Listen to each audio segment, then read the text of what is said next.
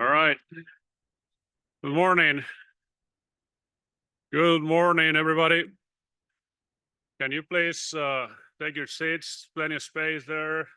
Have some folks coming in. We're about to start the meeting here. Thank you very much for attending. Good morning. Welcome to Spokane. My name is Carlos Ochoa, and along with Pat Shaver, our colleague here, we have the honor of serving as the co-chairs of this 2025 SRM annual meeting. Thank you all for attending, whether you are here in person or you are out on the virtual world. Thank you all for being here. The Pacific Northwest section has had the privilege in 7 occasions of hosting the annual meeting. 3 of those have been here in Spokane. So we thank the city of Spokane, the convention center, and all the staff that helps also with this thing. 3 times in Spokane, and we'll probably come back sometime soon, or as soon as we can. So we have an exciting program ahead that our committee members have put together for all of you. We have featuring plenary sessions like today, technical sessions, a trade show, producers forum, etc. You name it. We hope you enjoy and attend all those meetings and sessions. One special highlight for those of you that had the opportunity to attend yesterday, we had the film festival that some of our committee members put together. 2-hour presentation of a variety of films featuring rangelands and pastoralism systems all over the world. Our idea with this meeting is to kind of project the international side of SRM, right? We're in an international society, and we want us to kind of keep projecting that. So that was the intention of that. It was also open to the public with the idea that people knows what SRM is and know what is the great work you all do out on the rangelands. Another highlight was the trade show, and the mixer and the trade show area there, and the music there. The music was kind of a sponsor from one of our former presidents of the section, Tim Ross, and his band. So thank you to Tim and the folks from Canada. So it was a great performance they did yesterday.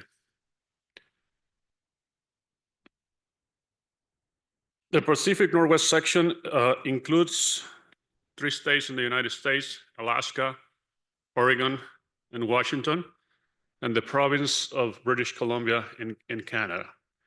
So we are one of a few sections in SRM that had the privilege, the opportunity to work with our colleagues in Canada. So we have that international connection that they are a big part of this organization.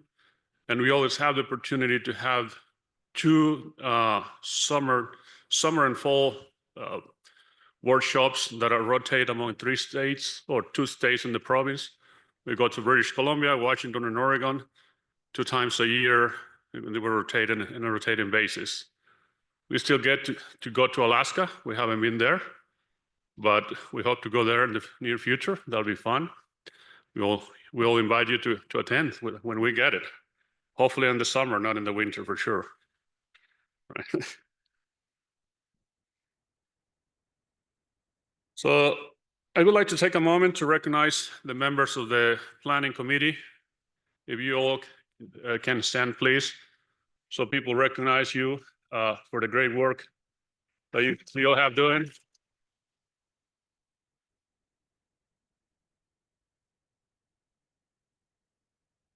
Thank you all. This has been a 3 years in the making of this meeting. So we started working on this thing 3 years ago, believe it or not. We always think that it's a few months ahead of the meeting, but these folks started working on this thing 3 years ago.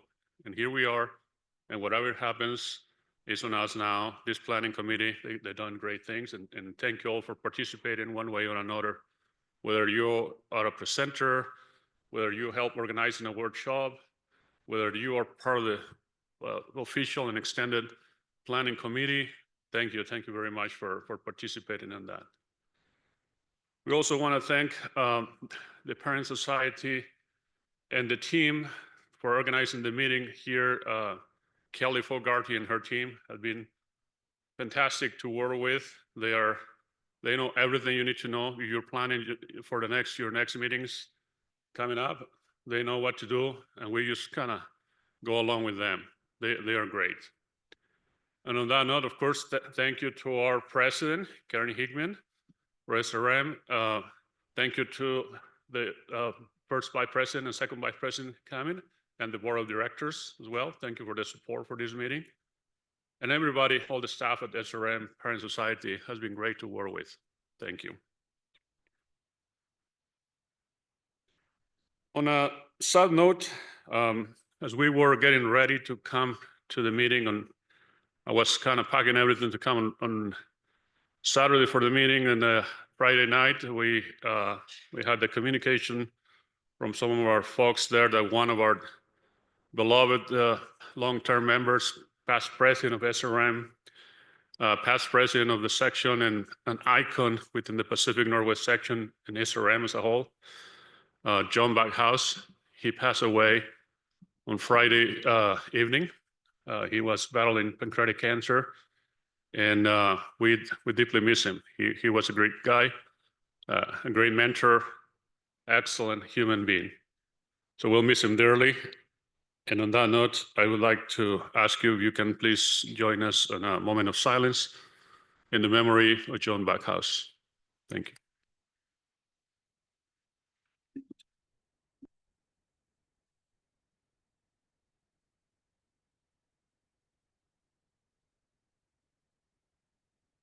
Thank you all. John will certainly be missed. As Carlos said, my name is Pat Shaver, the co-chair with him on the planning committee this year. And again, we appreciate everyone's help and cooperation. The communities that live and work on rangelands are critical to the health and sustainability of half the land surface of the earth. Our plenary series this week will highlight not only the incredible management and research that people are doing on rangelands, but also the art that celebrates these landscapes and our connection to them. Each day, our plenary series will give to the stage, bring to the stage dynamic speakers and some amazing artists. To achieve healthy rangelands on a globally connected planet, we must start by understanding the challenges in our own backyard, locally. When we're firmly centered in our local communities, we can then extend and connect with others at a larger scale to help deal with large-scale challenges.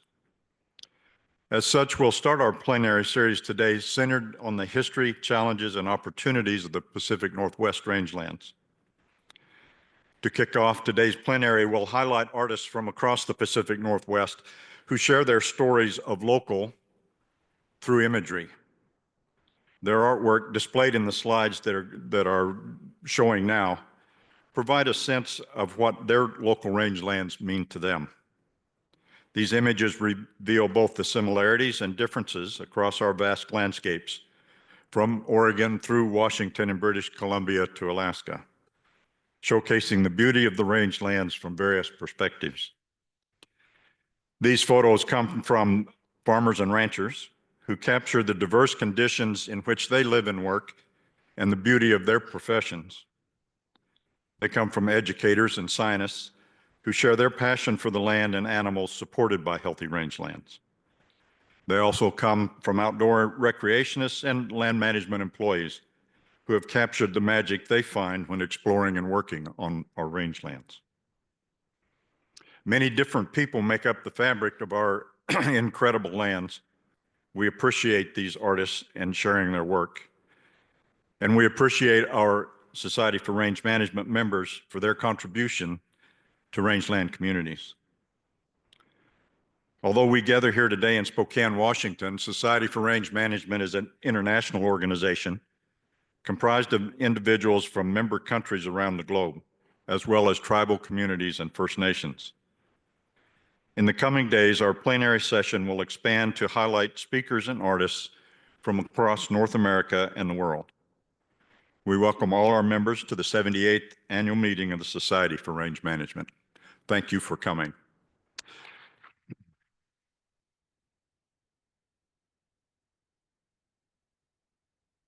I'd like to introduce our current 2024 president, Dr. Karen Hickman.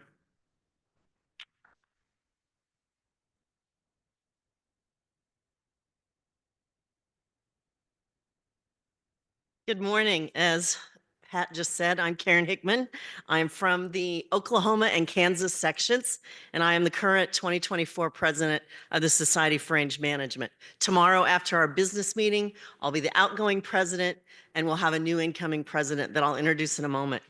On behalf of the officers and the board of directors, it is my pleasure to welcome you to the 78th annual meeting of the Society for Range Management. You just heard from our incredible planning committee chairs, Pat and Carlos, and I want to take a moment on behalf of the board to just really recognize the entire planning team. I know you've stood up already, but you guys have done a phenomenal job organizing this meeting, and if you're a part of that planning committee, I think you deserve another round of applause. So please stand so we can give you that well-deserved appreciation.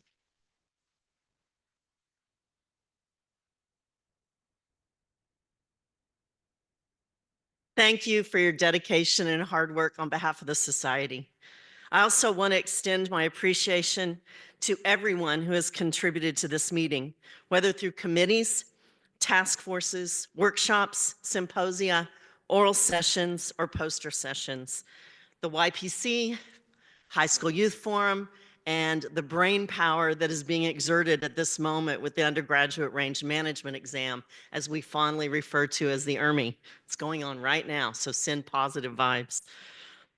Your efforts are instrumental in advancing our society's mission for providing up-to-date scientific information to support the management and protection of our diverse rangelands. As we all know, SRM is made up of a diverse and dedicated group of individuals, and I want to take a moment to introduce your SRM officers and board of directors. As you see them throughout the week, whether in the hallways, sessions, or events, I encourage you to introduce yourself, ask them about their involvement, and explore how you can become more engaged in the society. We especially are interested in people who are wanting to serve on a committee, want to potentially be mentored to move into a potential role on the board. Our goal is to help you identify your strengths and the way that you can navigate that process. First, I'd like to introduce First Vice President and incoming President, Dr. Jeff Goodwin. So if you guys would stand, and you have to stay standing, so just saying, I know. He represents the Texas section, and previously I'm claiming in the Oklahoma section. Second Vice President, Dr. John Walker from the Texas section.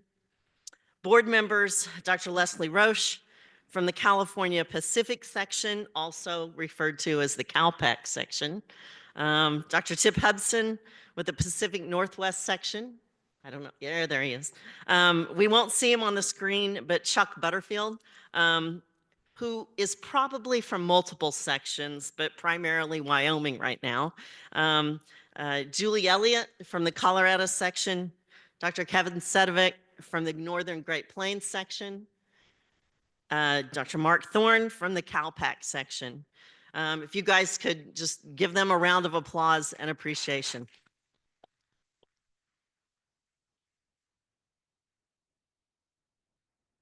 You guys can sit down now, because now I want to recognize the incoming officers and board members that are joining the leadership team. Incoming Vice President Delane Atsedy from the New Mexico section. New board members, Dave Voth from the Nevada section. There you are, Dave, thanks. Miranda Meehan from the Northern Great Plains section. These individuals are here to serve you, and they're happy to answer any more questions that you might have and discuss ways to get involved. So you guys, thanks for serving.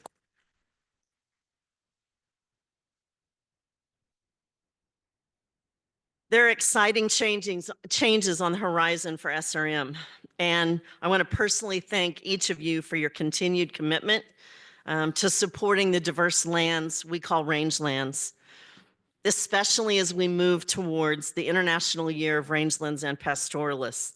It is our opportunity as SRM members to support the diverse people who manage, love, and steward those global rangelands. And so with that, I just always like to say, we are rangelands. Say it. We are rangelands, right? Yeah. And so with that, it's my pleasure to turn it over to Mara Laverty to officially begin the program. Thank you.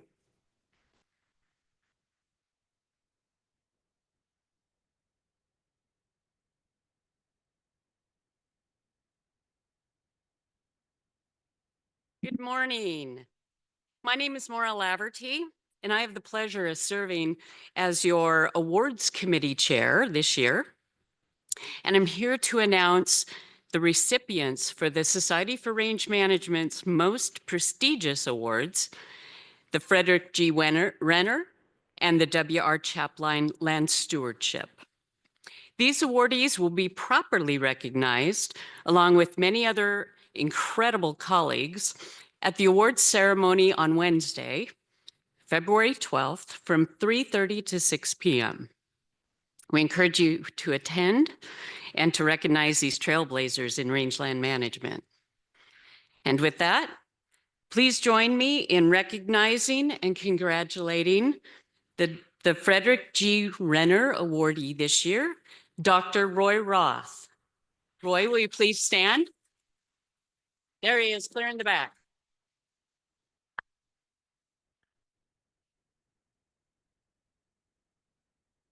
And the winner of the W.R. Chapline Land Stewardship Award is Dr. Jose Alfonso Ortega Santos, as we affectionately recall or refer to as Pancho. And I'm not sure, Pancho, are you here yet? I believe he is still en route. So please join us Wednesday. Thank you very much.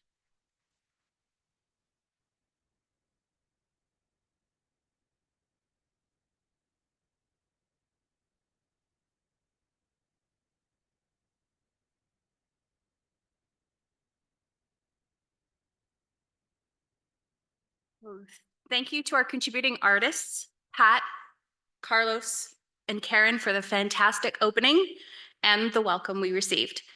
My name is Tanya Sharko, and I will be one of your moderators for today's plenary session. I'm a range officer with the BC Ministry of Forests. And I'm Rory O'Connor, a research ecologist with the USDA Agricultural Research Service. Throughout the plenary, our speakers will share their insights about what it means to support healthy rangelands and a sustainable world.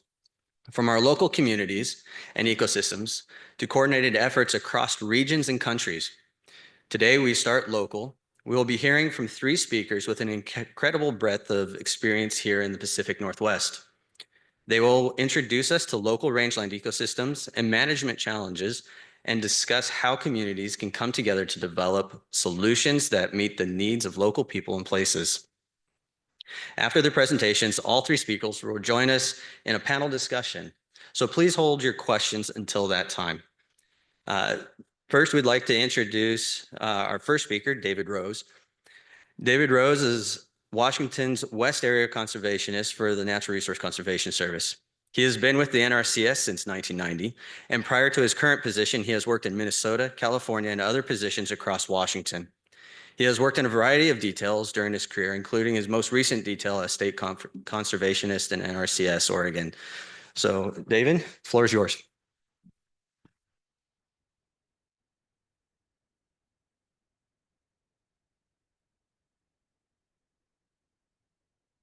There, that's much better. We'll see. So, welcome to Spokane. I know my boss, Roylene, comes at night as a state conservationist for NRCS in Washington. She would have loved to have been here, but we did have an election last November, and there's a new administration. So she's off to Salt Lake City for a national leadership team meeting, which I'm sure she's very excited to be at. So the topic that I was lucky to get was a grazing history of the Pacific Northwest, which if you think about that a little bit, that is a heck of a broad topic. So here we go. Hey, it works. So first off, we have to touch on that there was native rangeland use. They were the indigenous first people in North America were already using rangelands. They used a fire was used as a management tool, essentially because the grazing animals they relied on for their food much preferred that new grass growth. So that was part of it. Cattle, as it mentioned on here, you can see in my first bullet, in 1790, the Spaniards who had been exploring up into the Pacific Northwest, they were the first ones that brought cattle to here and grazed on to support their outposts. And then sheep soon came after that, but cattle were first. And in Canada, British Columbia, the First Nations elders described 2 different eras. The first was a pre-contact, which was the 300 years before the contact occurred. And the second was post-contact, which was approximately 1846 to the present. There was a little bit of contact before them because of the fur traders and whatnot, but that's essentially what they're describing. Tribes in the rest of the Pacific Northwest, they use rangelands extensively. Subsistence, as I mentioned, for food and medicines. A lot of the plants that were growing in rangelands were used for medicines. And cultural significance, there was a lot of the plants and the animals that were used by the tribes that are very significant to them culturally. So I don't think this is a big shock. Much changed with the arrival of the settlers and the miners who introduced horses and domesticated livestock. So there was a lot of change starting to occur. The 1800s saw a lot of change in rangeland use in the Pacific Northwest. Here's a good book. This is just one example of a book, a selection of Pacific Northwest native plants that details native use of plants. These are amazing texts to read and find out that our tribes were using plants and animals that in ways that people with European background wouldn't have ever dreamed. and they were very successful. So Pacific Northwest, well, I know the section is Oregon, Washington, British Columbia, and Alaska. And so we'll touch on a little bit of here. There's a picture I hijacked of some rangelands in British Columbia. So as an example, British Columbia has a significant amount of rangelands. I'm certainly not the expert. I'll rely on those who are to talk about that some more. But in Washington, I know there's a lovely wind turbines there, but here's rangelands in Washington. And in Oregon, we certainly have some rangelands there. That's some of the Great Basin rangelands. And no discussion of history of grazing in the Pacific Northwest could ever occur without talking about the Oregon Trail and the number of settlers. There were thousands of settlers that came across, that migrated across the Oregon Trail. And you can see on this very old map, it might be kind of hard to see some of that, but a lot of those folks started out from St. Louis and went all the way across to all the way to Oregon and parts in between. So there was a significant number of folks that went across the Oregon Trail, and it was primarily by cart, pulled by oxen primarily. So Independence, Missouri, that was a major point to Oregon City, Oregon. That's about 2,000 miles if you're doing the math. And it went through states of Kansas, Nebraska, Wyoming, Idaho, and Oregon. The first travelers on this trail were missionaries in 1834. Settlers began immigrating. By 1843, it was really starting to go, and it continued. The next 30 years saw a significant number of immigrants across the Oregon Trail. And if you've had an opportunity to visit some of the historic sites, you can see the wagon ruts still in existence. There is a stretch in Wyoming where the ruts are feet deep from the wagon wheels. So it was a great opportunity to speak. So now I get to throw my own personal connection into here. A man by the name of John Hardy Rose immigrated over the Oregon Trail in 1863 with his wife, Loiza. Her maiden name was Hastings. And why that's personal to me is he was my great-great-grandfather. They established a ranch at Ironside, Oregon in 1870. I do want to point out that my great-great-grandmother, Loiza, walked the entire way of the Oregon Trail from Independence, Missouri. They ended up at Milton, Oregon, before it became Milton Freewater, and she was pregnant the whole time. My great-grandfather was born within a couple of weeks of getting to Milton. So I kind of like to think of my great-great-grandmother as a heck of a tough lady. For obvious reasons. Now, when John established the ranch, his father, Israel Rose, he came for a visit. He was already very sick with cancer, and he passed away on the ranch. And the cemetery in Ironside, Oregon, was carved out of the ranch. That John Hardy Rose donated that to the county, and my great-great-great-grandfather, Israel Rose, was the first person buried in that cemetery. And for a connection there, we now have 5 generations buried in that cemetery, including my brother last year and my late wife.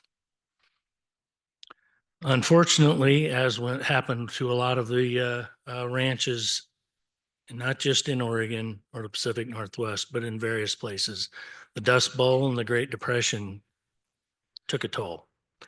And the family lost that ranch by 1938. It was in operation for 60, 65 years, something like that. My grandfather had told me my whole life that that was one of the biggest regrets of his life was losing the ranch. And I'm sure many of you out there either know that feeling of being so tied to the land, or you have worked with people who are.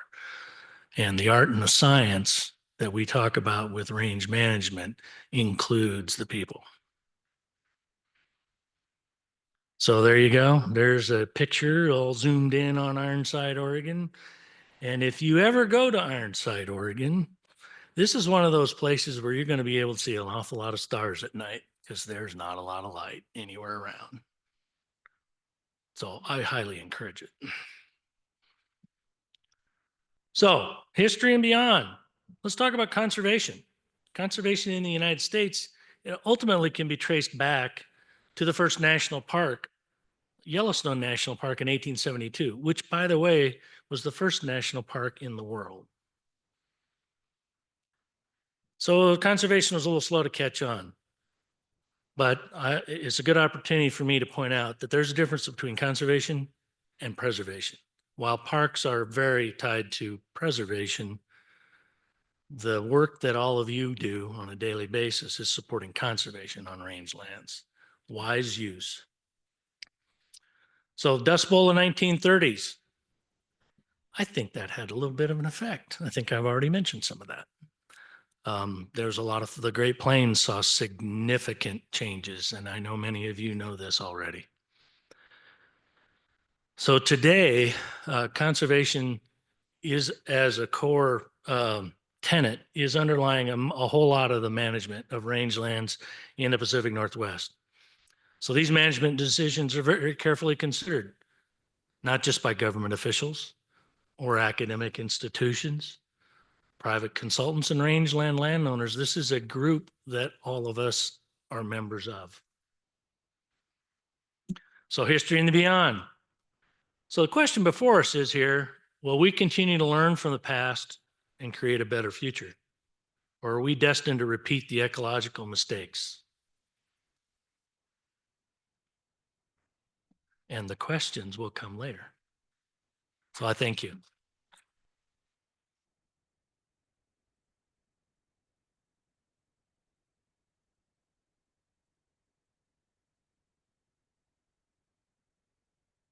A little shorter.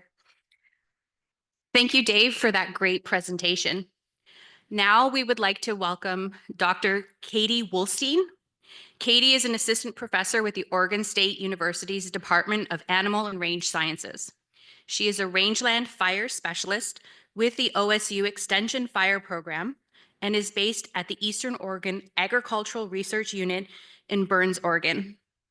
Katie's programming aims to assist ranchers, agencies, and other stakeholders in leveraging their different tools, capacities, and types of knowledge to create or maintain fire resilience in rangeland settings with multiple land ownerships, values, and resource uses. Katie?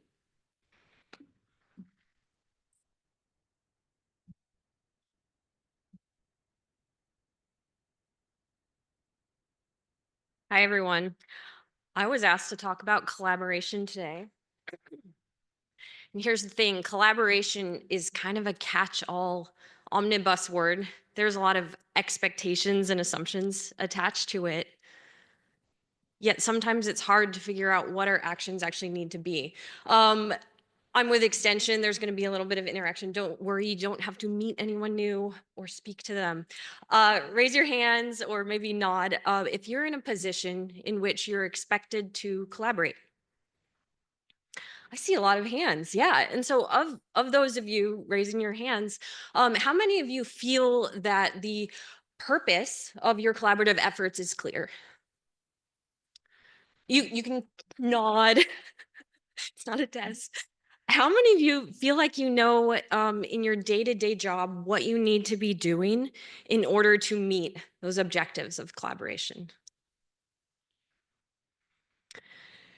We can all mull on that for a little bit. So those questions might sound critical or abstract, but the thinking that collaboration is binary, either you are someone who does it or you don't, or even worse, you're someone who does it all the time with all people, that's pretty prevalent. I am super happy for those of you who feel like you had clear answers to my questions. But the thing is, in the work I do with the groups I work with, a lot of times I'll hear the question, what are we doing in this meeting? What are we trying to do together? And the answer is to collaborate. This thinking of collaboration as the objective rather than the tool is what leads to what my colleagues and I refer to as random acts of conservation.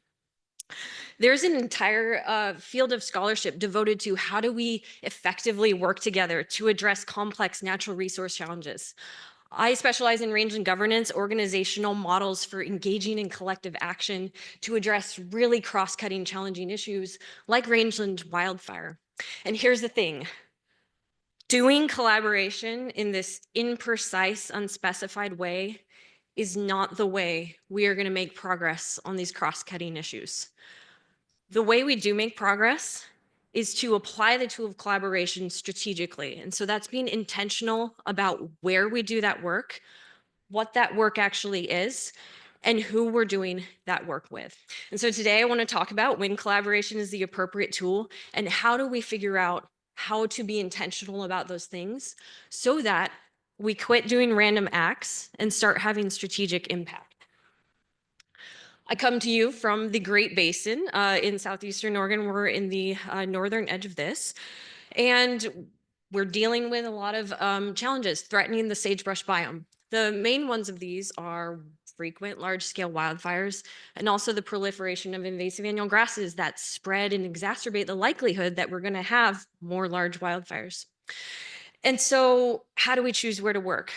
A lot of us want to do a good job, hopefully, when we do our work. And there's a temptation to rush to the place that is the worst, right? We want to make it better.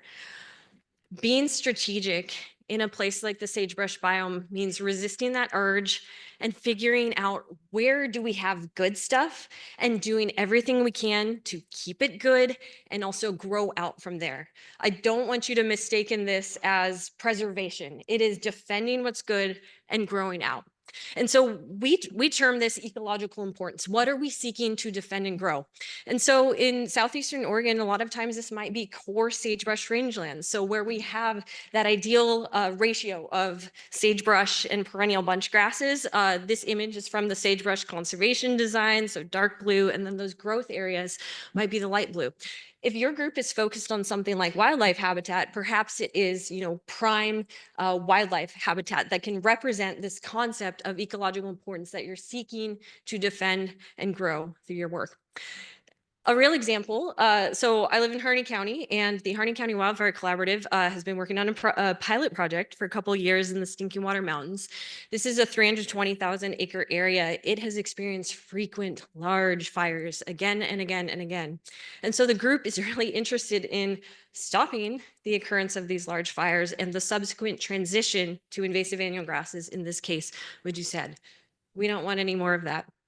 And so for this group, their concept of ecological importance, what they're seeking to defend and grow is actually this areas that are resistant to annual grasses, because that means they're going to be resilient to fire. And we're not going to keep seeing this conversion to annual grasses and exacerbating the fire problem. And so in practice, how do you use this concept of ecological importance to build a landscape strategy? And so using this concept of ecological importance, this group's objective is reducing the likelihood of post-fire transition to invasive annual grass dominance. Simple enough. How do we visualize that? We need a landscape strategy. We need a way to conceptualize, to visualize ecological importance. Excellent colleagues, Megan Kreutzberg at the Institute for Natural Resources, Dustin Johnson with Oregon State University, and Chad Boyd with the Agriculture Research Service. They put their big brains together and came up with this model for how we visualize the threat or the likelihood that current plant communities are going to transition to annual grass dominance if there were to be a fire event. So a lot went in this. I'm not going to go into it, but suffice it to say, green if a fire were to occur in those places, there's a pretty high likelihood that those sites will recover. What we're looking at here is all that red. What that tells us is if those sites were to experience wildfire, it is possible that we will lose those plant communities forever to invasive annual grasses. And so let's not have fire in the red is the thought there. And so the Harney County Wildfire Collaborative opted to use a PODS framework, manage using fire management units. Those are the black lines. But for our purposes today, we really need to stop wildfire transmission into those areas that are super likely to transition to annual grass dominance if there were to be a fire. On this landscape, fires are known to move from the west to the east. And so our group at the Eastern Oregon Agriculture Research Center said, aha, let's have a heck of a fuel break right here. Let's keep fire out of those red areas. I'm going to come back to this in a second.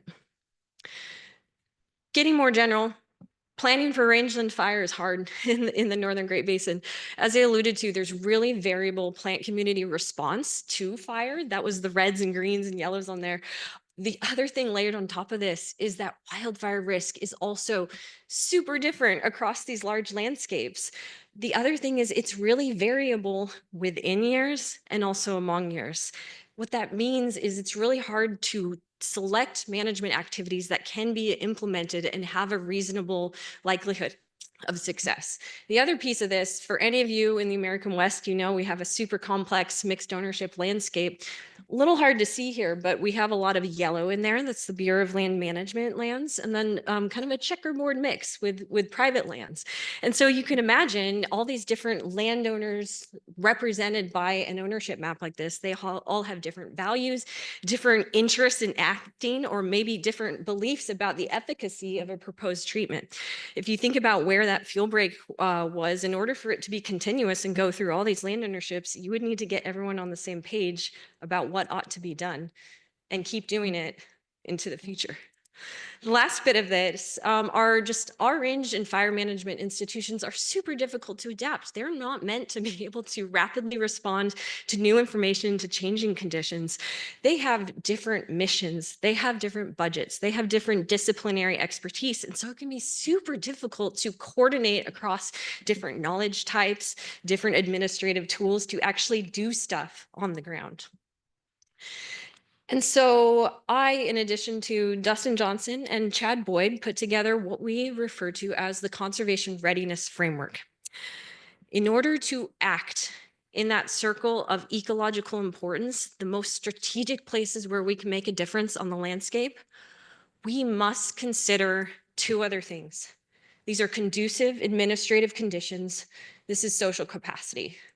Administrative conditions refers to just, do we have the authority to actually do something in a place? So that land ownership map, that can be a problem in some instances. The other thing is, do we have environmental clearances to do the treatment proposed? Another piece of administrative conditions are resources to act. And so is there funding available? Is there knowledge? Is there expertise on these landscapes? That last circle is social capacity.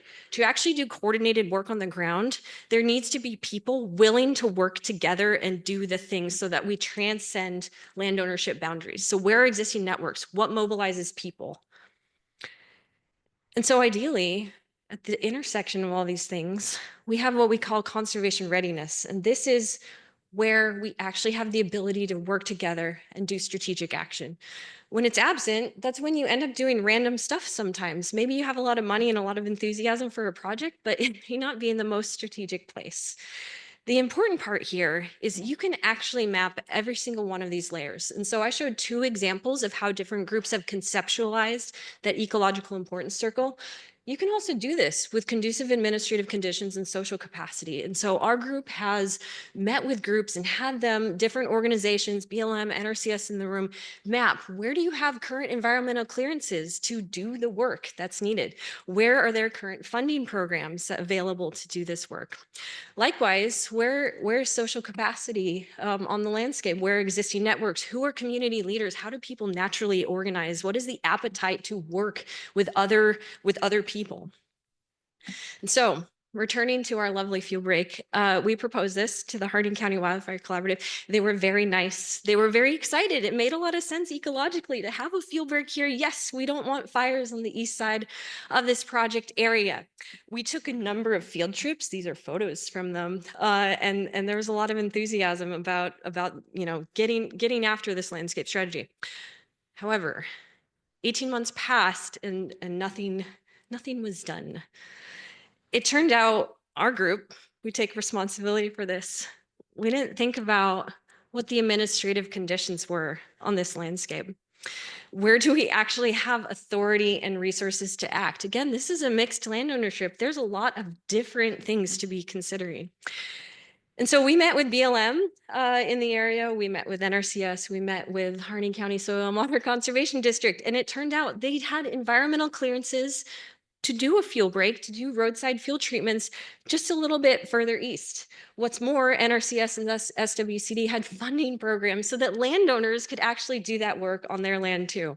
And so this is an instance where we needed to inventory administrative conditions before proposing work on the ground. And so the conservation readiness framework, it can be used to first inventory your assets. And again, you might choose to go where you have all three of those things. The other application, though, is to diagnose needs. If you wish to do strategic work in a geography, maybe it is super important for one reason or another. What is actually standing in our way of doing work in that place? In the case of the stinking waters, it was conducive administrative conditions. We needed to consider that. And so the next step, now that we found the right conditions, the group might turn its attention to building social capacity. Is there buy-in from the landowners on that land? There's a number of them. Are they willing to work with, for instance, the Bureau of Land Management to do that work? Likewise, if you're proposing work in a place where maybe there's a ton of enthusiasm and excitement, and it's in the realm of ecological importance, but you don't have conducive administrative conditions, the work of that group then must turn to creating those conditions. Maybe it's applying for funding. Maybe it's securing the necessary environmental clearances to actually do the work on the ground. This is the answer. This is how we answer the question of when to collaborate. What is missing in your place to actually do the work? And then we turn our attention to the different types of work that might be necessary to create those conditions of conservation readiness. This can be slotted into a multi-level strategy. And so reflecting on your assets and also your needs at each level. And so I invite all of you in this room to think about, in your current position, in which circle do you reside? Are you someone who's helping create this concept of ecological importance through the production of biophysical science? Are you someone who works with a lot of organizations locally? Are you someone who's working at the mid or regional levels? There needs to be connections between all of these. This is how we do collective action and overcome the challenges in rangeland fire management and honestly the suite of other challenges across the West. And so, in short, let's stop working in random places or randomly collaborating. The conservation readiness framework tells us how the act of collaboration can be situated in a larger system of action. And so we all need to be thinking about, first, where is the intersection of those three circles where I'm working in ecologically important places that are going to make a difference in terms of landscape dynamics, where there's social capacity, where there are administrative conditions, so I can actually do the work on the ground. Likewise, if there's something missing to actually do work in those places, who are the right people? What are their roles? And most importantly, what is the type of work? It may not be cutting juniper, it might be building relationships on the ground. What is that work so that we can create and maintain conditions for conservation readiness over time? It's this last piece. This is the where, who, and what of collaboration. Thanks for your attention. Really quick, I want to acknowledge especially two of my co-authors, Dustin Johnson with OSU and Chad Boyd with the Agricultural Research Service. Also, our community partners, in particular, the Malheur Rangeland Partnership, the Prineville Local Implementation Team, and the Harney County Wildfire Collaborative. They were essentially our guinea pigs for developing this framework, and so I'm very grateful for their being team players on that. Thanks, everyone.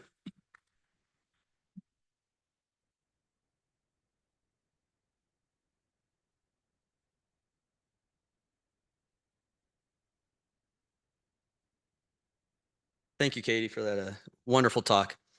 We'd like now to invite our final speaker, Rachel Riley, who's a senior technical coordinator with the First Nation Assembly in British Columbia. Rachel began her career as a rangeland agrologist, focusing on rangeland health and mapping to aid species at risk management. Currently, she is works in mining and regulatory engagement, collaborating with Indigenous communities to ensure their values and priorities are respected during the decision-making processes. So Riley?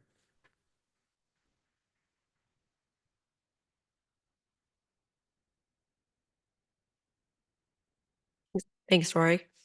And I just want to clarify, there are many First Nations organizations in BC. I'm one of many of them, not me personally, but I tried really hard not to get sick, but I have kids, so if I look like I'm dying, that's why. So to start, can you raise your hand if you drive an electric car? Nobody. Oh, one, couple out there. Don't worry, I'm not going to make fun of you. Is anybody using a Cybertruck to pull their stock trailer yet? No? I'm sure it's coming. So if you drive an electric car, you're relying on copper mining more than you might realize. But copper's story doesn't stop with powering our cars and our gadgets. It reaches deep into the land and impacts resources you might not have thought of. Today, I'm talking about a surprising connection between copper mining and the cow.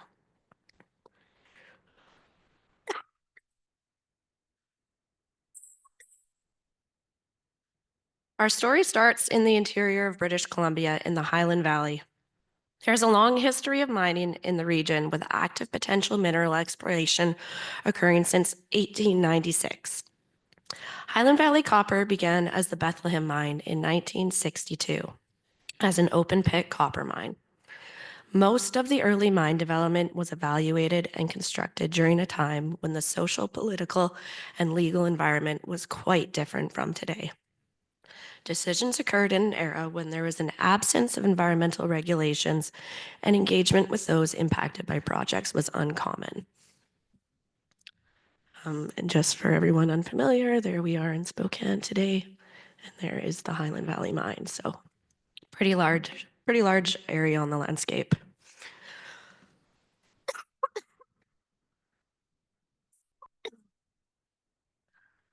Those the most impacted were the Ntlaka'pamux people. What is now known as Highland Valley is located within the Ntlaka'pamux Nation. Ntlaka'pamux occupation in the Highland Valley is confirmed by archaeological evidence dating back 11,000 years, shows that the area was important for hunting, gathering, and spiritual uses. The red outline shows the historical traditional territory of the Ntlaka'pamux Nation, and that map lists the 15 bands that now make up that nation.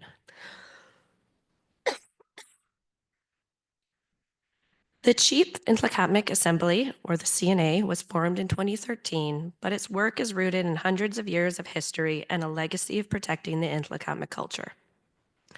The goal of the CNA, when founded, was to mitigate ongoing impacts and share benefit from the Highland Valley Mine so the communities we represent may continue their way of life and participate in the modern economy. The mine operated for about 50 years before leaders of 8 out of the 15 bands came together to negotiate agreements with the mining company and the government. The CNA was founded to enact these agreements, which include provisions for environmental stewardship, business and contracting, and employment and education opportunities. So embarrassing.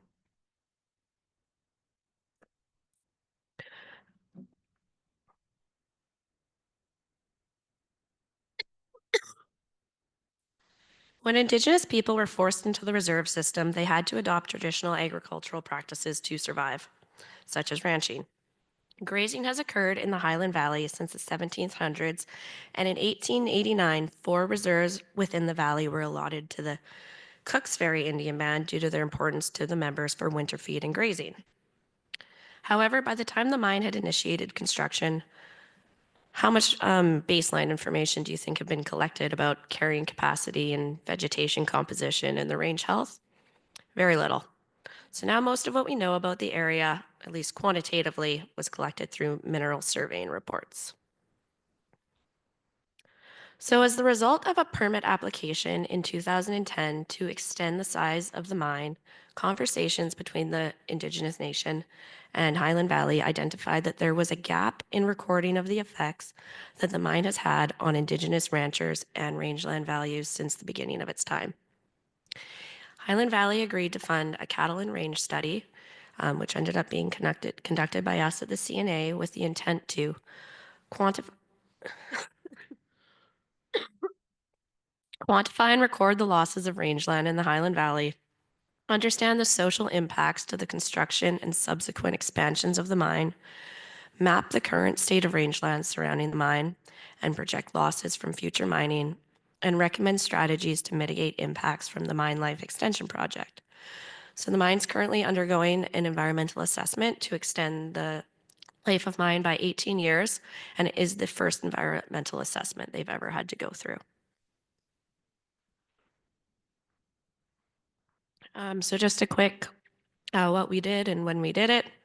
In 2019, there were some baseline studies initiated by consultants for the mine to support their environmental assessment. So this looked at vegetation composition, habitat types, and there was a small paragraph on range health that we reviewed. In 2023, we interviewed the affected Indigenous ranchers to get their perspective. We did some modeling of the future drought conditions on the range area as a result of climate change, and we did a literature review. And in 2024, we did the fieldwork portion. So we did range health, a forage supply, and looked at forage quality. So sent grass clippings in for protein content, total digestible nutrients, those kinds of things. And this year, we would like to secure additional funding to use some drone work, multispectral analysis is the technical term, to do some better mapping of the feral horse impacts and invasive plant impacts that we saw in the field. So interviews were conducted with current and previous Indigenous ranchers that have historically grazed in the south of the mine. The interviews revealed dissatisfaction by how they have been compensated by both the government and the mine over time for the loss of lands that had been traditionally grazed, concern about dust and contamination coming off the mine site, the loss of water due to mine activities diverting water into process, and issues with managing fencing and boundary changes. This was an important first step in determining what we would look at in the field. And this quote says, historically, our range was everything from Paminas Creek to the far side of the mine, which gives a picture of what they're keeping us out of now. Over time, we've lost most of our lower elevation pasture or access to pasture south of the mine. Lower range suffers because of the land that has been taken, and water dries up because of the dam. And just for those unfamiliar, that's approximately Paminas Creek to the far side of the mine. Try and do it on the other side. About there. So where Western science lacked historical data, we looked to Indigenous knowledge to tell more of the story. And this is from the master's thesis of a community member from one of the CNA bands. The river people not having enough land to grow hay for their cattle took them to their summer pasture high in the mountains where the grass grew freely in their hunting grounds in the Highland Valley. The cattle would feed until snowfall. They would return to the riverbanks and the farm where they were fed from haystacks put up in the summertime. I remember Granny saying it was this work in the high mountains of the Highland Valley which kept father from being found and removed to residential school by the school police. So now I'm into just a small snapshot of some of the results from our fieldwork, just what I have time to talk about today. Our report is much longer. So the interviews had indicated that most of the forage currently being used by those ranchers was within cut blocks. The mapping shows that almost all of the range units south of the mine has now been logged. So those colored polygons are the cut blocks and the different years since it's been logged. There's concern that as cut block age continues to increase and the trees get bigger and no more areas are being opened up for logging, the forage they're using will significantly decrease. So as I had said, there was some baseline work done for the mine expansion.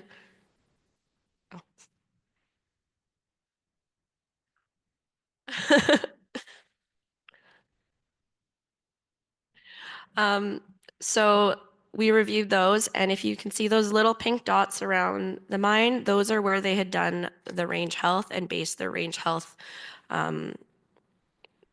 conditions off of. As you can see, there's no assessment south in the mine and primarily where the Indigenous ranchers are grazing and where most of the mine expansion boundary is.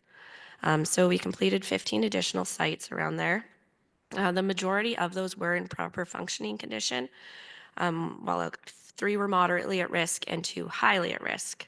And just wanted to note those communities that were not in proper functioning condition were do so because of impacts from feral horses or poor compaction community composition from the logging practices. So they were in old cut blocks. And then dust. Interviews with the ranchers had identified dust as a concern. Previous studies were done on soapberry or Schifferia canadensis, which is a traditionally important plant in the area, which identified copper and molybdenum dust impacting plant health coming from the mine site, and the highest impacts were within 5 kilometers.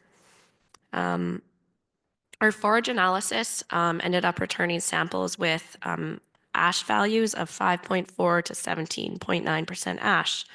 Ash refers to the total inorganic mineral content, and values over 6% can be attributed to soil or dust contamination. So almost all of our samples were over that 6%.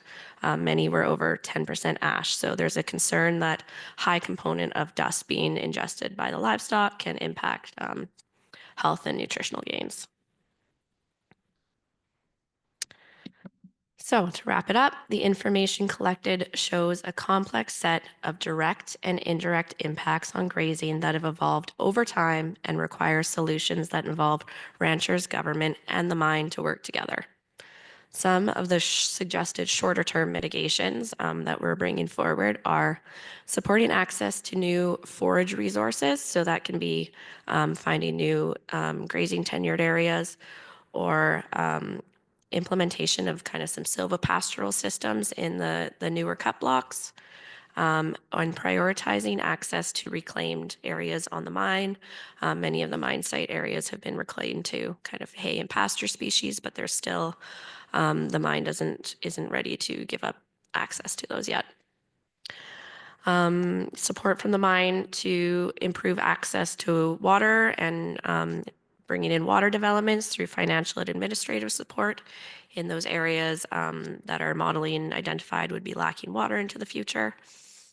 And then working with a livestock nutritional specialist and analyzing the composition of the dust to see just what they're eating and if that's kind of causing any mineral imbalances or molybdenosis, and if any supplementation can help with that. And then I just have to do a nice thank you to my 2 consultants that did most of this fieldwork, mapping, and report writing with me, Karen Raven and Andrew Pantel. And a very big thank you to the members of the Chief and the Cabinet Assembly that we interviewed and contributed knowledge and some kind of sensitive information to this study. Thanks.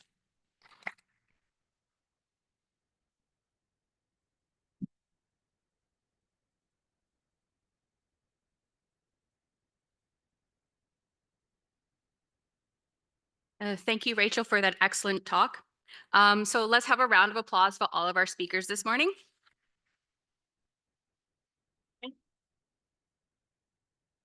So now we'd like to invite all of our speakers on stage. so we can have a panel discussion and some questions from the audience about the challenges and opportunities that to support healthy rangelands at the local scale while working with diverse groups and communities.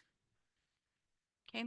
Our speakers have demonstrated that the Pacific Northwest is a diverse place with regional and local rangeland communities facing different types of challenges.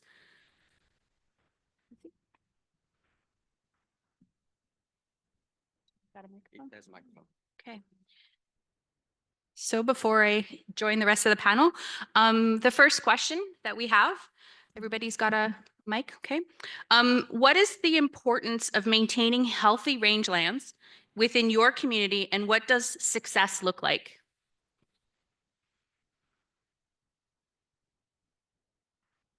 Figured out how to turn it on first.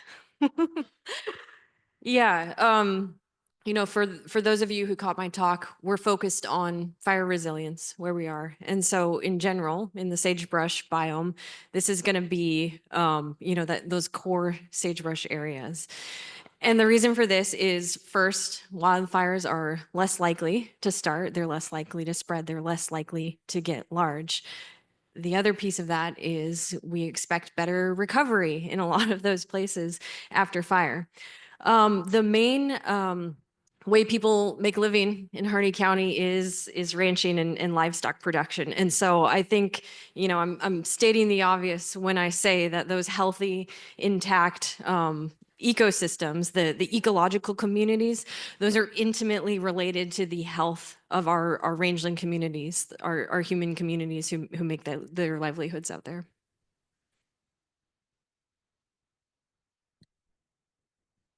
I can go. So yeah, I'll just answer from the lens that I'm kind of trained to now look at. So healthy communities is usually how can Indigenous people maintain their connection to the land. And, you know, I can say all the buzzwords like ecosystem services, and those are all important, but mostly it's really that people can go out there and feel a connection to the land. When we assess projects, we have something called a community-based indicators, and these have been developed to kind of be a non-Western science way of measuring the disturbance that something will have on an area.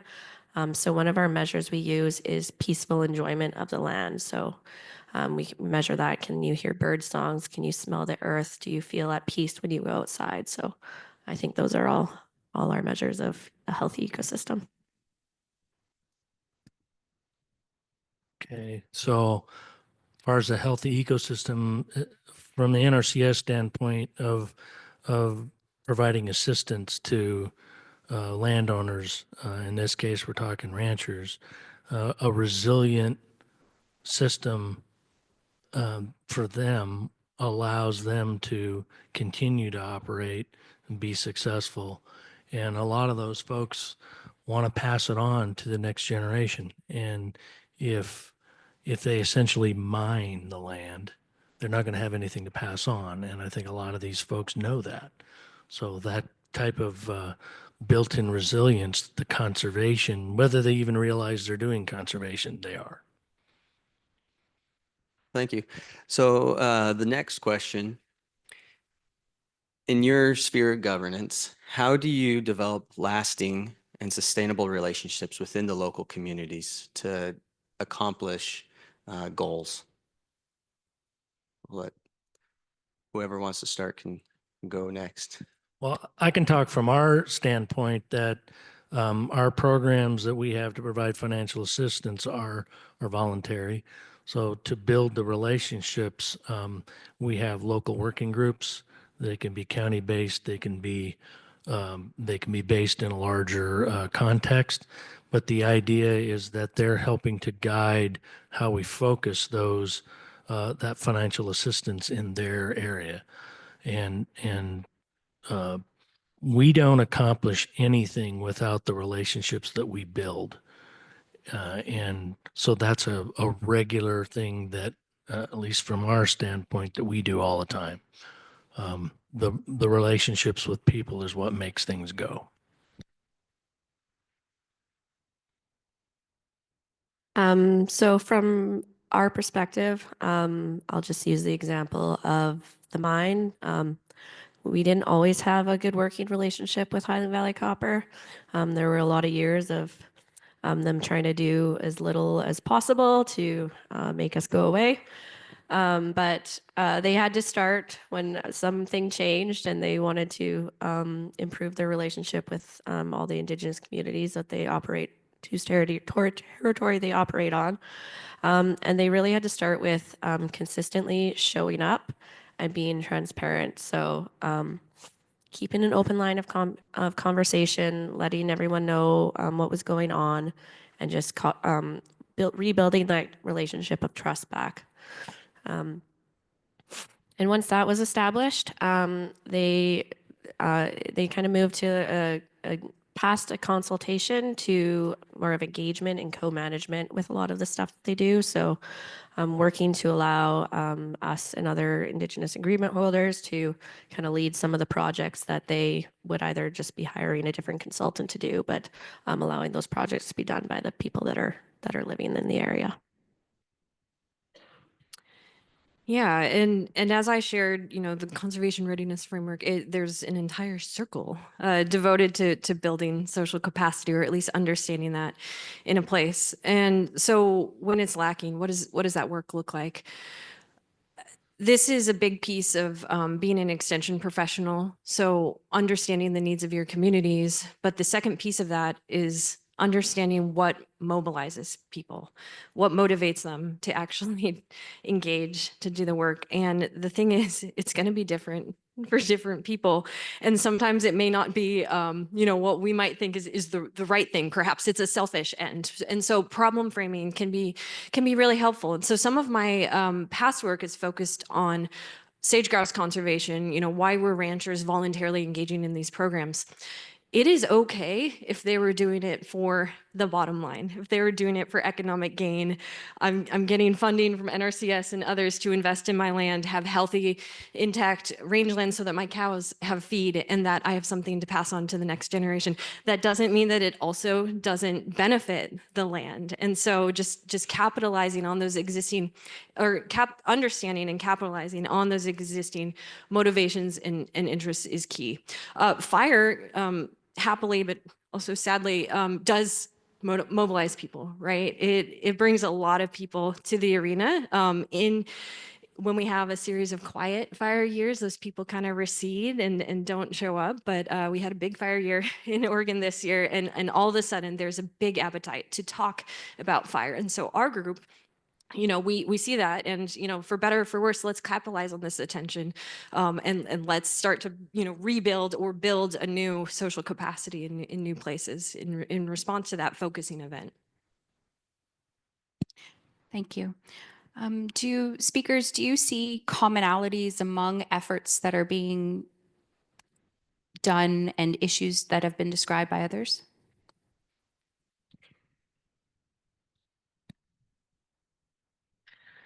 I mean, I'll just kick us off, but I'd love to hear what you guys have to say. Local context matters. I think most people know that, but sometimes we forget that. And so going back to my last comment, recognizing, what motivates people in a place, and it's going to be different. And the history in that place, the history of relationships, the history of the issues, it's going to be different everywhere. And so I think it's our responsibility as rangeland professionals, as leaders, to recognize those differences across landscapes and work with them, right? Leverage, again, those motivations, but also honor and recognize that context.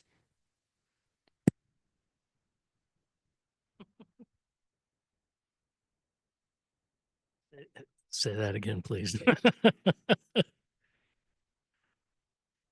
Do you see commonalities among your efforts and issues that have been described today? I see commonalities. A lot of the work that we try to do, and we have federal financial assistance dollars, is supplemented by local entities, whether it's conservation districts, NGOs, that type of thing, are also trying to do similar types of activities, and we've been able to partner with them in a variety of things. the Regional Conservation Partnership Program, as an example, is a great opportunity for partner-led projects that we can assist with, and it can focus some efforts in a local area for those needs that they've identified, whether it's a fire resilience or something else, wildlife habitat or whatever. That there's a great opportunity for if you ask around and you talk to different organizations, there is a lot of similar interest in a lot of the things that we all seem to work on. And then you get around a table and you find out, well, wait a minute, we're working on that too. So it creates opportunities to partner, and leveraging those partnerships can accomplish a ton of things. Yeah, I'll just add that I was really excited to see Katie's presentation. It resonated a lot with a lot of the stuff that we deal with in BC. Getting called to kind of sit on different conservation groups, and they've got this big pot of money and they just are trying to use it for something, and it's not always the most effective way of using it. So I'm hoping to employ some of that up there. Just to add one more comment. I think the easy answer for all of us is that it's a bunch of different people and organizations in these spaces. And so I think where we're effective in your examples is, when those organizations understand each other and, have distinct roles so that we're all moving in the same direction. And then when we, start to kind of carve out our little worlds and this is mine, that's where we start to be less effective, especially as we impact these landscape or system challenges. Thank you. So we're going to open up questions to the audience. When you have a question that you'd like to ask the panel, please raise your hand and a microphone is going to get run down to you. Yeah. But to start off, while people are thinking of a question, I have another one. So we live in mixed land ownerships, and some of it is private to county, state, and we share boundaries with people, whether it's at a different state level, different county level, provincial, tribal. How do we build the social capacity, right, to be able to leverage partnerships with people, so that not only do the individuals that share the boundary get a benefit, but the individuals within the community space also find and see a benefit from that?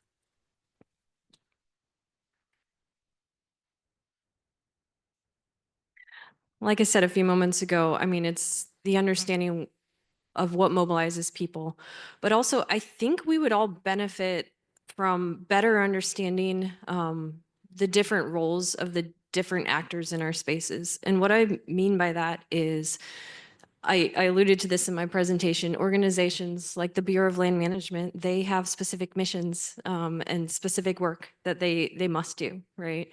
Likewise, someone like a family ranch, they have a mission and something that is their priority, what they value and is utmost importance. And then, other organizations all bring these different ideas of what's most important. That doesn't mean that we can't cross boundaries and do work together. And so Rory was talking about literal land ownership boundaries.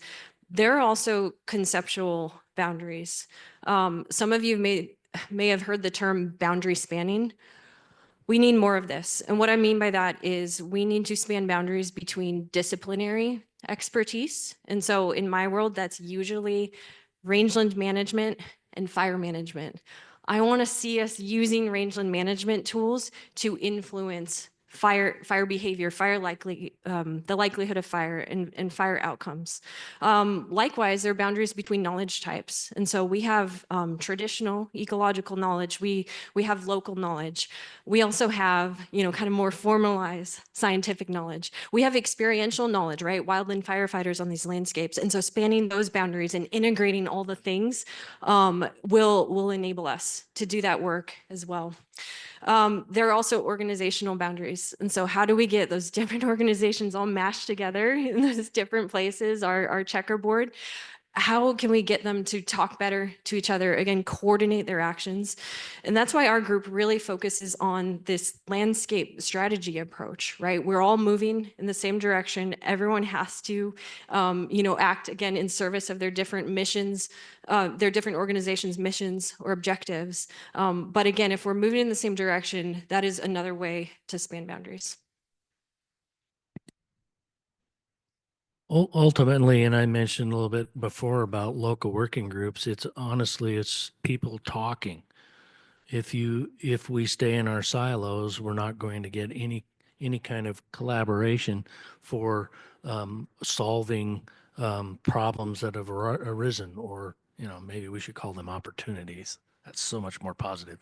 But those opportunities come a lot, and if we get out of our silos and get to know our neighbors and talk to those people, whether they're federal, state, county, local, private landowner, et cetera, the discussions that occur can find those commonalities, and then they can build on those commonalities to affect positive changes, if you will, on the landscape across those artificial straight line boundaries.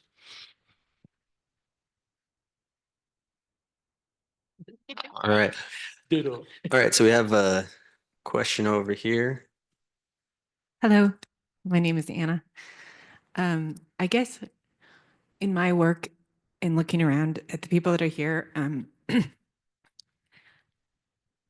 so the work that you presented, Katie, was awesome. I really loved the diagram. And it seems like with all this work, there's not a handful of people, but it's a smaller amount of people than all the people out there doing all the work that organize people, bring people together, bring these ideas when grants come in, work with the local community.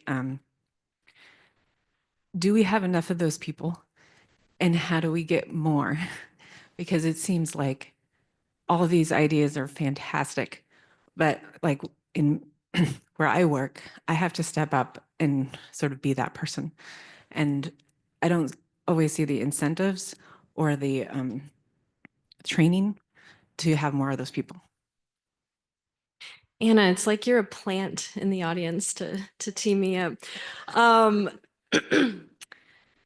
So that's very real. You might remember the figure near the end of my presentation where we situated the conservation readiness framework at increasingly large spatial and temporal scales. And that middle one is what we just kind of loosely refer to as the mid-level. And the role of those people, I think, might be what you're describing, which is they have this larger landscape. Their position isn't to be doing project work in every corner of that landscape, but what they can do is help support, help create those conditions of conservation readiness for people to do that on the ground. And so in my world, in Harney County, we have a non-governmental organization that supports the collaborative efforts countywide.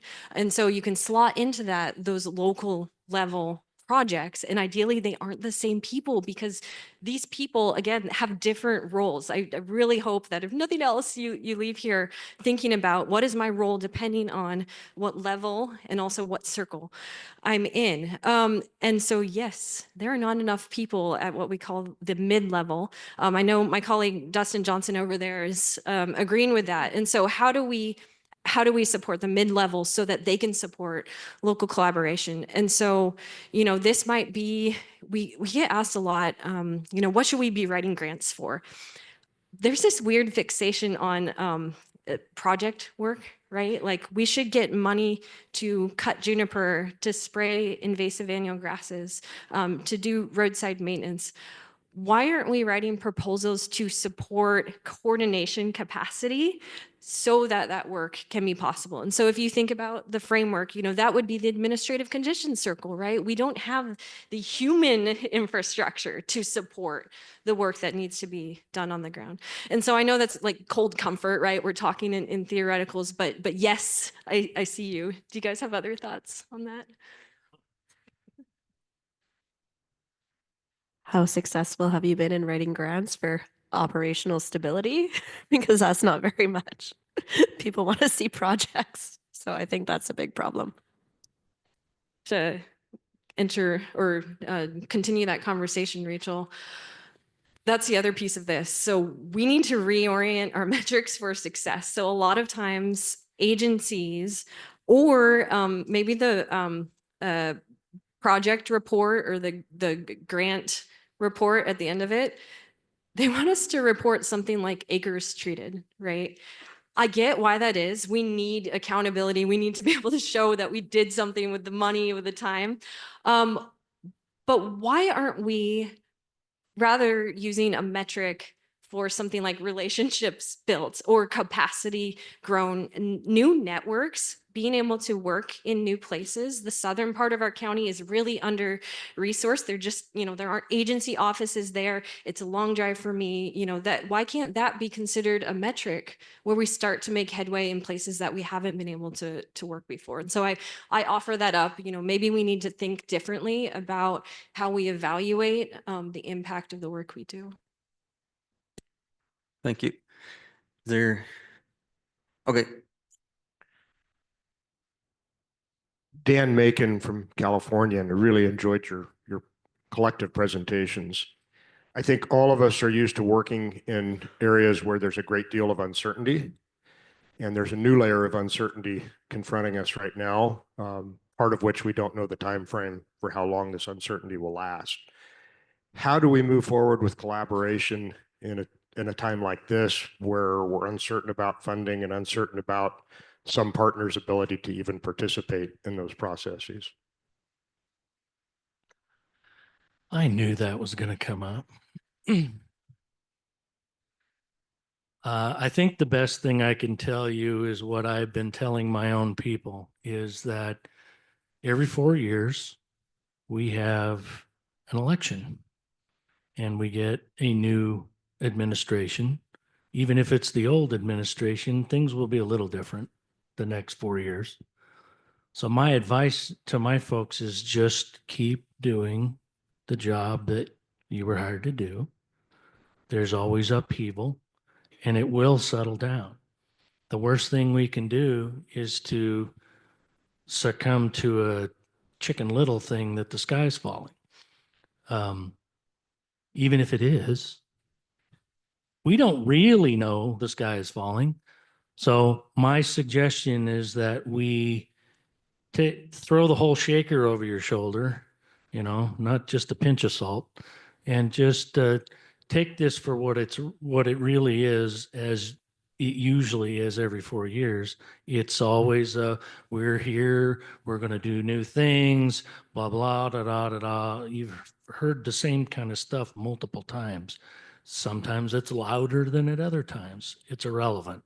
It will settle down and things will start to even out. Change is inevitable. Anybody who's been playing in rangelands for any length of time knows that. We deal with change regularly, and when it comes to our business, I don't allow the changes that are upon us to discourage us from what we're even here for in the first place. So I say just keep on going. It'll settle down, and we keep talking so that we're able to respond when the dust settles and we're able to see what the vision is moving forward. I hope that helped. The squeaky wheel gets the grease, so just keep pushing. My thoughts on this, and first of all, it's only been 3 weeks. Yes, it's only been 3 weeks. Yep. So I think it might be strategic to use our partners with a lot of intention. And so, yes, perhaps the federal agencies may not be involved in the way they have been in the past, but understanding the different abilities, capacities, roles of other organizations in this space to maybe fill those gaps. This could be a period of innovation where we might be seeing perhaps the private sector or non-governmental organizations needing to step up. It's out of necessity, perhaps, where there are these voids that were created. Maybe we'll see a lot more private dollars being used. And so, again, this may not be that comforting, but thinking, it's here, right? And the world is uncertain. And so what can we do with the assets that we have? And so again, understanding what different organizations are able to do, the appetite for that work, and then thinking about this concept of gap filling, because we're going to see a lot of gaps, and they're going to be in places that we thought weren't going to open up in the future. And so thinking about who might be the right people, the right organizations to help do that work, either in the short term or again, thinking of new arrangements to do this in the long term. Yeah, so I think, Katie, you answered some of my questions. Caroline Wade, I'm the Executive Director of Saving Tomorrow's Agriculture Resources. And wondering, given sort of the unprecedented changes that we're seeing that will last quite a while, I don't think things are going to go back to normal. Like, what are the opportunities, not only to leverage those partnerships, but to create new mechanisms for getting this work done? And going back to some of your other comments about community being really the important part of that, how do we restructure? We're going to need to. I can't answer that. But I'm going to throw it back to the local context point, right? This is going to be different in different places, right? We all have different assets in our communities. And so some organizations are going to be, some non-governmental organizations are going to be poised and ready to do that work. They already have the infrastructure, built to take on that role. Other places, either those organizations don't exist or they haven't traditionally filled that role. And so what I would say, again, I can't actually answer your question, is going back to the basics. So assessing the need, and then who, on this, in this cacophony of different actors, different organizations, who might be positioned to fill that. Sometimes it comes down to individuals as well. So, people, again, we can think of them as assets, people who are really creative and savvy in these places, providing that coordination capacity. But if there's a deficit, then it's going to really require thinking creatively. And so, I return to the circles, right? Is this a social problem? Is this an administrative problem? Is this a both problem? To figure out what it is that you need. Like staying engaged it helps to be prepared when opportunities do come up. You can be prepared to step into those opportunities when they arise. I'm like Katie, I don't think I can give you an answer exactly. But I can pull out my pom-poms and go rah, rah, rah. It'll still work out. It may not look like we thought it would, but it will work out in a fashion, and I believe it's up to all of us in this room to be a part of that. Hey, Lauren, you had a question. Yes. My name is Lou Hagner. I'm from North Montana. Occurs to me I'm going to ask a similar question, but maybe in a little different way. Seems like a lot of times we are trying to solve problems of the past, fix problems of the past, or trying to maintain the status quo. How can we move ahead to looking at what we know, what we feel we need, or we know we need in the future? Whether you subscribe to seventh generation attitudes and thoughts, I think for a lot of us, it's hard to think beyond our own lifetimes, beyond our own business, beyond our own grandchildren or whatnot. So I'd like to hear a little more thought about looking forward versus looking backwards.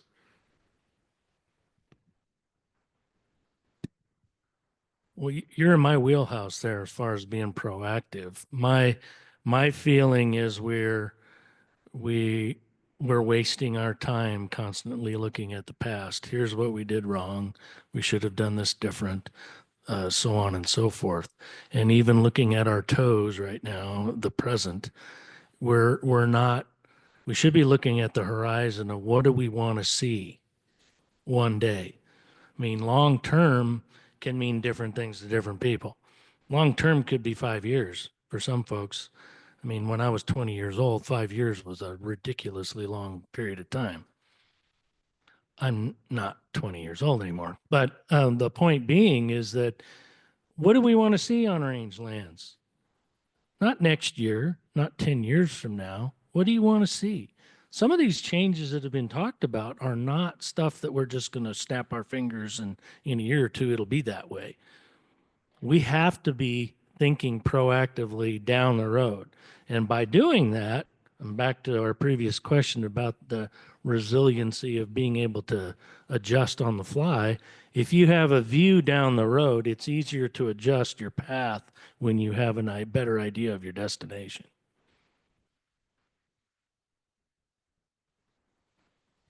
I'll just add a few bits. I'm kind of out of my element now that I work mostly in mining and no longer a rangeland manager.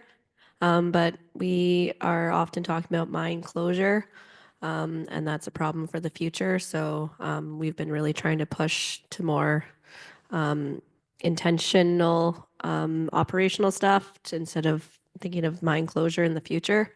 And we really do use that 7th-generation look ahead.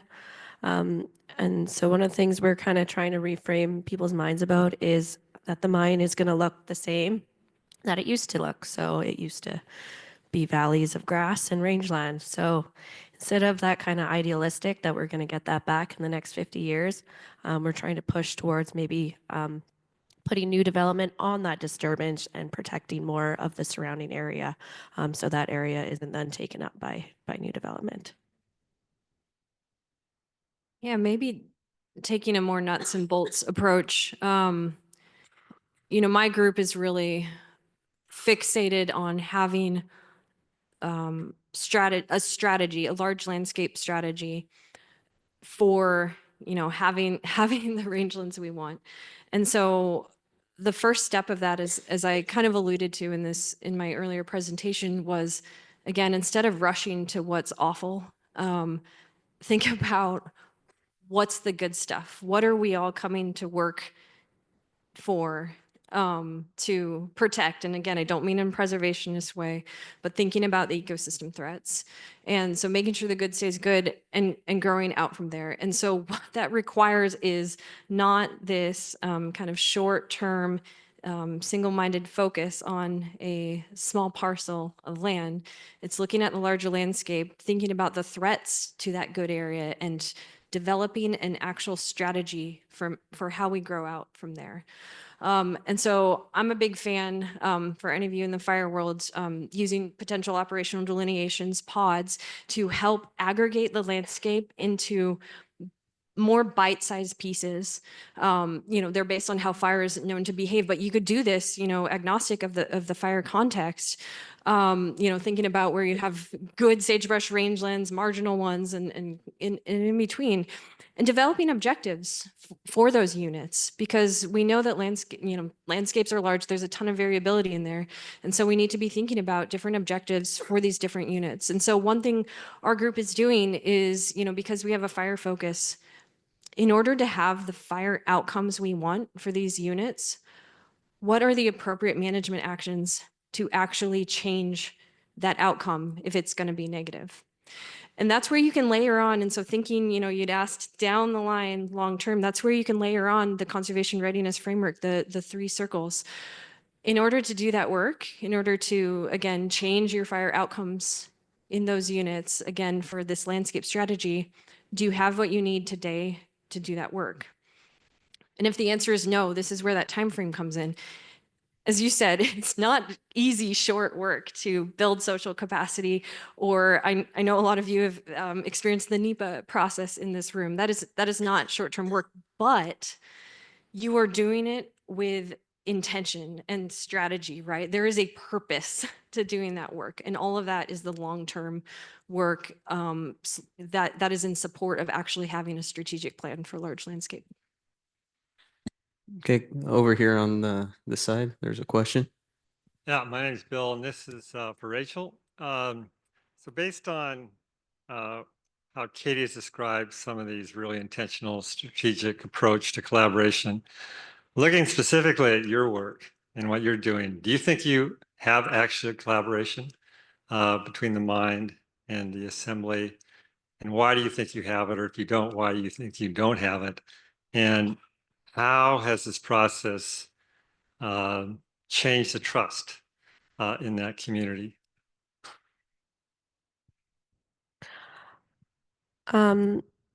So it's a very complicated answer.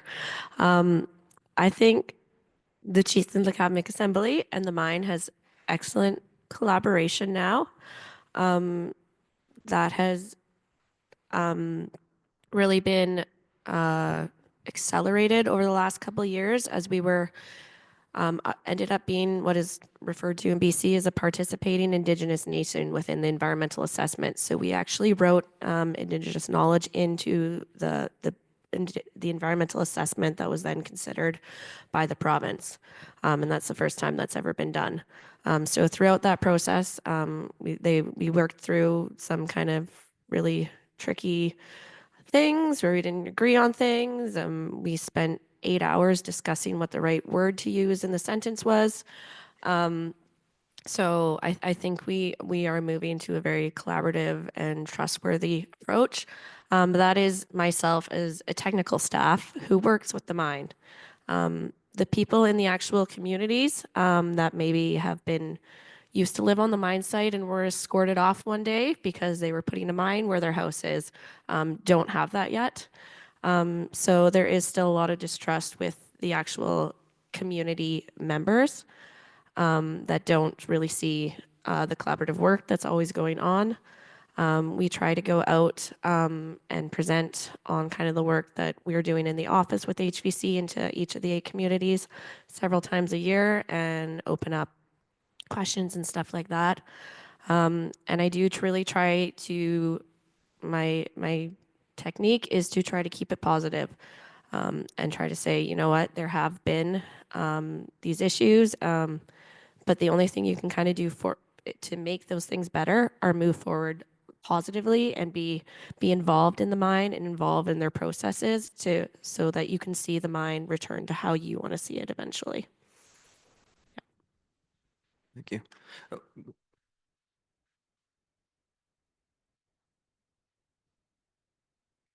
Hi, Katie. I'm interested in getting back to your Venn diagram and that conservation readiness. In the social circle, is there ever a time you would leave some people behind, so to speak? So I'm thinking of the concept of when you have a group of folks and you have some early innovators who are ready to go and you're right in that sweet spot of being able to do that conservation readiness, but you know you're leaving some people behind who are, from the social perspective, not quite there. Is it okay to leave them behind?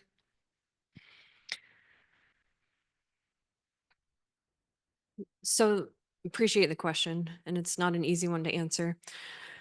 The conservation readiness framework is a tool for reflecting, what we need in order to get work done on the ground.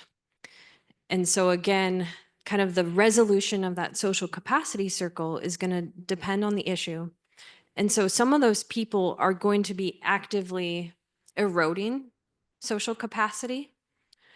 And so if that is the case, the answer is no, you don't have social capacity in that space. And so in that instance, I think it would require working through the thing with those people, right? That's not going to recede.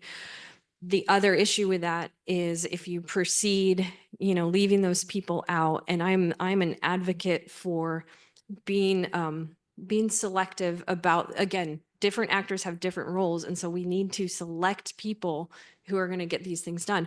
But if there is skepticism or not everyone on board on this, then that's going to affect the durability of what the collective Venn diagram is meant to do. And so this is another instance where I don't have a clear answer. It's a context thing. But also I'll remind you, the exercise using the Venn diagram, building social capacity, that circle, like we have social capacity in different ways in the same place, right? It can be low for one issue and super high for another. And so maybe it's making inroads with those people in terms like changing the issue framing, right? We do struggle with this. The Harney County Wildfire Collaborative has, all the expected flavors you would imagine for, rangeland management in southeastern Oregon. And I don't want to pretend that it's all fine and we're always on the same page. On the other hand, one thing I've experienced in practice, and I suspect some of you in here have as well, if we keep just leaning into consensus-based collaboration, I don't think we're going to be making progress. I think we're just going to be circling and circling and circling. And so again, I think being really intentional about issue framing, maybe this is idealistic, but I think that can help bring people in. And I'm not just saying this abstractly. An example of that, again, I'm a little bit lucky working in rangeland fire because it's an umbrella, right? It affects all the flavors of interests, different values that people attach to these landscapes. And so it can actually be more useful for bringing people to the table as opposed to, should we be doing fuel breaks in sage grouse habitat? Do you guys have thoughts on that, the leaving people out thing? Appreciate the question. It's real. Thank you. All right, we have one right here in the middle. Okay, it's on. Right. Hello, Hector Menendez, South Dakota State University and the National Animal Nutrition Program Modeling Committee. And so this will sound a little self-serving, but we're offering a training on tools to handle complex problems and training. So that'll be on Wednesday. And so it's a systems thinking and system dynamics approach for complexity. So I was wondering if you could speak to how I get the operational limits, the time limits, the financial limits, but are there certain trainings that you're providing for people to be equipped to handle these different, local, mid or regional levels? And that's to all the speakers. Well, for our employees, we do have a robust training program. But I will admit that the social aspect of it has not been as robust as I would like. So, but there have been conversations over the last couple of years to improve that. And that's something that I'm pushing for. Essentially the social stuff. How do you work with people to work through things like that? It's more of an on-the-job training type of thing with someone who's more experienced. Now, that's not a bad thing, but it's not as focused as you might have with a more formal training, which I would like to see more of.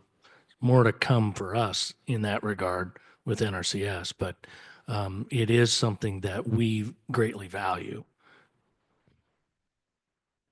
I have the benefit of being part of Extension, and so that's our bread and butter. And so we have, I wouldn't call them trainings, but we've done workshops with either existing collaborative groups or kind of loose coalitions of, actors, often at the county level, or in Oregon, we have what are called sage grouse local implementation teams. And so it's kind of the agencies and private landowners affiliated with, some aspect of sage grouse conservation.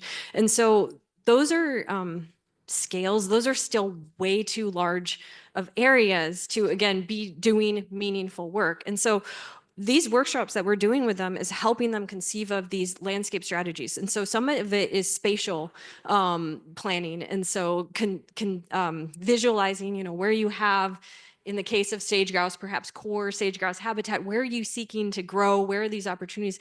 But then we have them actually map the other two components, because if this group, at a county level is, what the heck do we do? We're supposed to, cover the entirety of this county.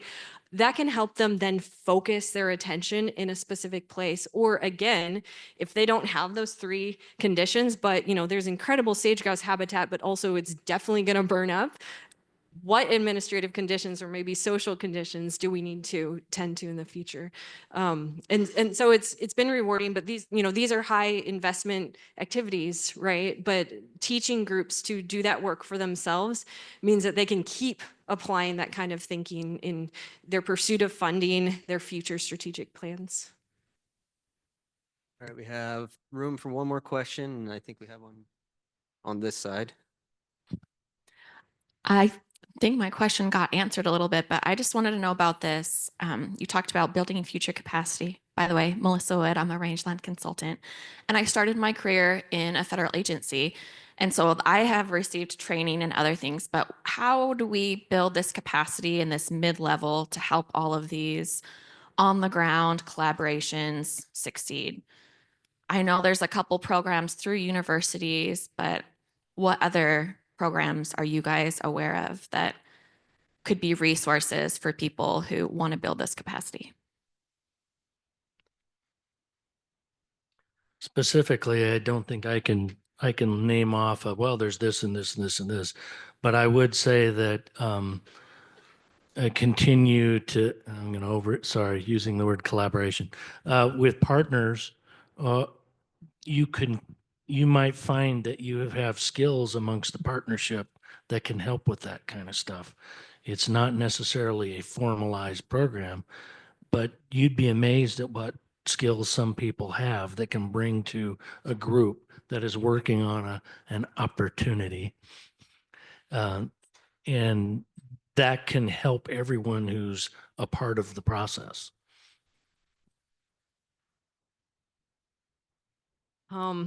So I'm a governance scholar, and so a lot of times I think about those levels that I had shared. And so, we have these local groups, again, focusing on kind of their sphere of influence, relatively smaller landscapes.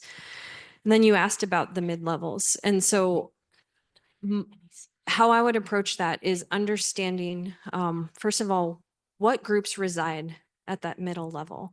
It's actually going to be somewhat surprising. So for us, it's like BLM districts, right? Like that covers a big chunk of land. Within that, you have those local projects slotted in, right? Likewise, something like an NRCS district also is at that mid-level. They have to look, throughout the county and be, making decisions about priorities. Like I said, we also have organizations that reside at the county level. Oregon has soil and water conservation districts. My colleague Dustin and I have written about, perhaps we need fireshed councils, like these units that are thinking about larger scale, but again, slotted within that is the local groups, doing that work. And so this is another instance where I can't actually answer your question, but for me, it's thinking about, okay, who currently resides there? What kinds of skills do we need them to have? And then going from there. And so again, it's what are your assets? What are your needs? As far as formal training, I'm not sure. All right, thank you. Thank you everyone who participated with our plenary this morning. Thank you for the questions that you all answered or asked. And I want to give a thanks again to our speakers. If we could all give them another round of applause.